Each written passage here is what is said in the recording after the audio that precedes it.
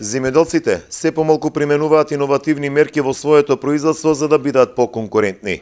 Место следење на современите текови, се задоволуваат со традиционалниот начин на производство, со што ниту ги зголемуваат приносите по хектар, ниту пак воведуваат нови култури барани на пазарите. Земјоделците беа многу иновативни. Односно, воведување на систем капка по капка, нов начин на одгледување, затоплување, потоа воведување на кристални и течни минерални ѓубриви и така натаму.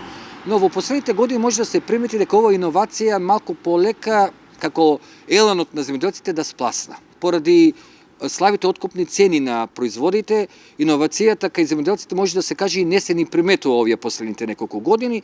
Бизнис иновацијскиот центар Острумица почна со изработка на платформа во која ќе членуваат представници на академскиот, јавниот и приватниот сектор со цел да се применуваат иновативни мерки во македонскиот аграр.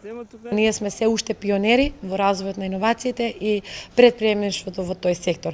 Токму оваа платформа го означува и почетокот и стартот на нешто подобро, нешто поиновативно, нешто што ќе може да влијае на гарантираниот пласман.